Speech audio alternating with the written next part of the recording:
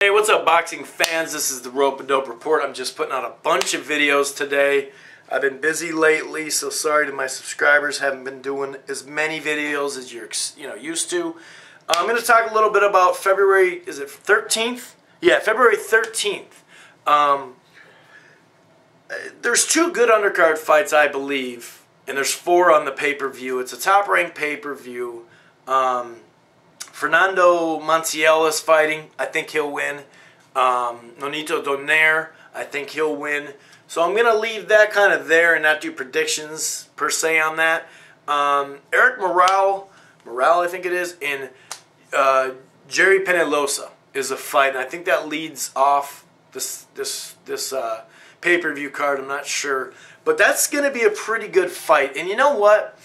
I love Penalosa. I'm not going to lie, okay? I've seen Eric Morel fight. I've seen him probably 4 times, something like that. I think he could win this fight. No doubt about it. I for sure. Penalosa is wearing down in this age factor, and he put up a pretty good, even though he got hit plenty, he did land like 20% of his shots against Lopez. And he showed he could obviously take a punch, is something that he's always shown. And you know what? I'm actually going to go with the old man. I'm going with Penalosa on this. Okay, I can't necessarily tell you why. He's skilled. He can move. He can punch. He can take a punch. I just love him. And usually I don't pick fights for this, but this type of fight could go either way. So I'm going to go with Penalosa. Now the other one is Mario Santiago versus Bernabe Concepcion. And Concepcion is coming off a fight with Luevano.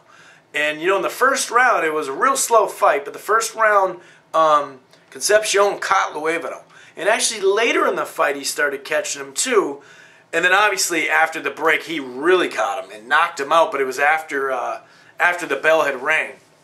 So, I thought he showed his youth and he's got a lot to work on. He's a young guy, Concepcion. So, he has that little head bob and stuff. But, he settles for a shot at a time. He loads up on his punches. I think there's potential there. And I think if he keeps fighting these good guys, and even if he takes a loss, like I do think Santiago, a guy with pretty fast hands, good power, shown he can take a punch and get up, fought better talent overall. Really fought a great fight against Luevano. They both fought Luevano. I had Luevano up in that fight against Concepcion. It was a boring fight. I thought the jab controlled the fight. I see this as a funner fight because Santiago, although he can box, he's a more aggressive fighter than Luevano. So I see a good back-and-forth fight, but I do see Concepcion losing. So I have Mario Santiago in this fight.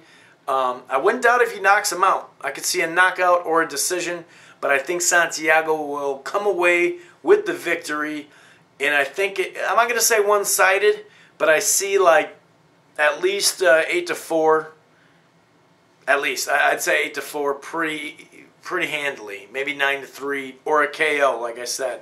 So I am going to go with Santiago. It's a pretty good little card. It's February 13th on Top Rank.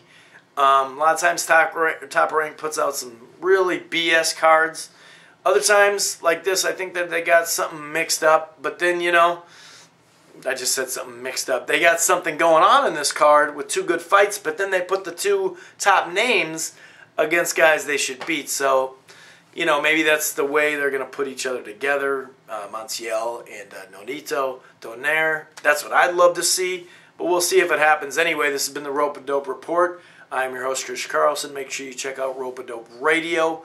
Fast Eddie Chambers was on the show last week. We're going to have prospect Jorge Diaz on the show this week. And we've had prospects in the past, so check that out. There's a lot to talk about with this whole Mayweather-Mosley and all that good stuff. Anyway, it's been the Rope and Dope Report. Peace.